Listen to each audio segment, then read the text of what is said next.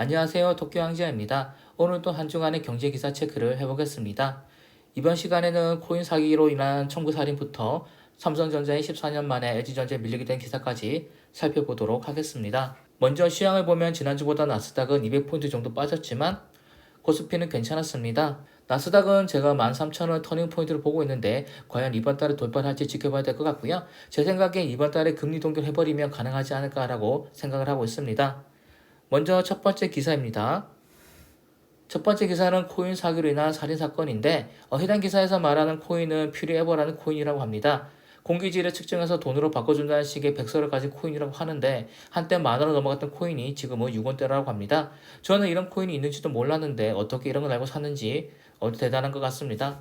저는 재테크 책을 썼었고 거기에는 코인 얘기를 적었었는데 간단하게 얘기를 해보면 국내 거래소에는 코인 투자하지 말라고 저는 얘기를 하고 있습니다. 엄청 특별한 경우가 아니고서는 해외 메이저 거래소에 상장하는 코인을 샀다가 국내 거래소 상장할 때 파는 식으로 대응하는 게 좋고 특히나 국내 거래소에서만 거래가 된다거나 해외의 불법적 거래소에 거래되는 코인은 건드리지 않는 게 좋다고 저는 책에서 얘기를 하고 있습니다.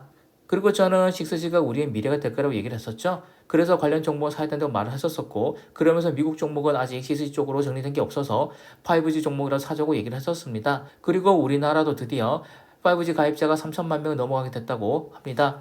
만약 여러분이 통신이나 휴대폰 업자라면 5G가 넘쳐나게 됐을 때, 5G 가입자가 넘쳐나게 됐을 때 새로운 먹거리로 뭐를 생각하겠습니까? 여러분 지금 쓰는 5G는 비교도 안 될 정도로 새로운 게 나왔습니다. 이걸로 꼭 갈아타세요라고 펌핑하게 되는 날이 올 거고 저는 그게 빠르면 2028년, 늦어도 2030년이라고 보고 있습니다. 그러면 우리는 그 전에 관련 정보를 사줘야 되겠죠? 유니콘 기업이라는 말이 있습니다. 이건 주식 용어로는 기업 가치가 1조 원을 넘어가는 신생 기업을 의미하는데 그리고 이걸 뛰어넘는 게 바로 데카콘이라는 겁니다. 데카콘은 기업 가치 10조 원짜리를 의미하고 있는데 그런데 국내 데카콘 기업들의 시총이 내려가고 있다는 기사가 이렇게 떠 있습니다. 비상장 주식은 상장 전에 좋은 주식을 사서 상장이 되면 엄청난 차익을 남길 수 있다는 메리트가 있습니다. 그런데 이런 비상장 회사의 기업 가치가 상장도 안 했는데 10조 원이 넘어간다면 이 회사는 상장 후에 어느 정도로 뛸 수 있을까요? 아마 더 오르기는 쉽지 않을 겁니다. 오히려 기업 가치가 너무 올랐으니까 상장시켜도 별 메리트가 없기 때문에 상장이 밀리게 될 수도 있는 거죠. 한때 저는 비상장 주식을 찾아봤었지만 지금은 상장 주식만 다루고 있는 것도 이런 이유 때문입니다. 좋은 비상장 주식을 살 수가 없었고 간혹 좋은데 살 수 있게 나온 매물이 있다면 이미 시총이 너무 높을 대로 높아진 그런 것도 뿐이었습니다. 그래서 저는 지금은 비상장 쪽은 쳐다도 보지 않고 있습니다.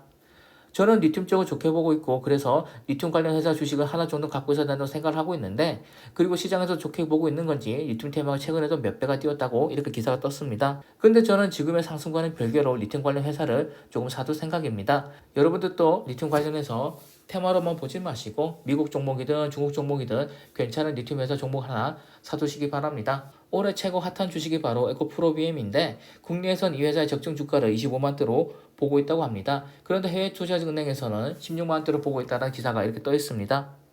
몇몇은 12만원대로 엄청 낮게 보고 있기도 하고요. 물론 이 사람들이 예측보다 높게 주가가 가지 말라는 법은 없지만 그래도 해외 전문가의 전망보다 높은 가격이고 국내 전문가들의 전망과도 비슷한 수준의 가격이라면 지금의 에코프로비엠의 가격은 너무 높다고 보는 게 맞습니다. 그렇다면 지금은 에코프로비엠을 사기보다는 파는 게 맞지 않을까라고 저는 생각을 하고 있습니다. 금융당국은 한국거래소의 증권매매체계를 대체할 수 있는 대체거래소 인가를 준비하고 있다고 합니다. 이게 통과가 된다면 1000분의 1초에 초단타를 치는 대체거래소도 나오게 된다고 하는데 저는 초단타를 안 하기 때문에 상관이 없겠지만 차트를 보고 단타를 치는 사람들의 이쪽 동향에 대해서 면밀히 살펴보는 게 좋을 것 같습니다. 저 같은 경우는 이 기사를 보고서 대체거래소 어떤 게 있는지 넥스트레이드라는 곳이 있다고 하는데 거기 주식 한번 사보는 게 어떨지 아니면 주식시장에 파이가 나뉘게 되니까 증권사 종목엔 악재가 아닐까 정도로만 생각을 하고 있습니다. 주식을 예측하면 저는 안 된다고 얘기를 했었는데 바로 이런 일 때문입니다. 전년보다 90% 넘게 실적이 빠졌음에도 불구하고 외매수가 몰리는 바람에 삼성전자의 주가가 금요일에 올라버렸죠. 어떨 때는 실적이 나빠 보여서 미리 팔게 되면 이미 악재는 반영됐으니까라고 하면서 올라버리는 경우가 있고 어떨 때는 실적이 나빠서 갖고 있게 되면 실적이 나쁜 것 하면서 떨어지는 경우가 있습니다. 같은 상황이지만 다른 결과가 나오는 것이 주식시장이죠. 그렇기 때문에 여러분은 주식을 할 때 성급하게 한쪽에 몰빵을 한다거나 단기 자금을 가지고 투자를 해서는 절대로 안 되는 겁니다. 이번 주는 특별하게 눈에 띄었던 기사가 10개도 안 되는데 그래서 7개로 마무리했고요. 다음 주는 FOMC의 발표가 메인이 될 것 같습니다. 과연 FOMC에서 이번에는 금리 동결을 인하를 해줄지 아니면 이번에는 인상을 해줄지 지켜봐야 될 것 같습니다. 그러면 주말 마무리 잘 하시기 바랍니다. 감사합니다.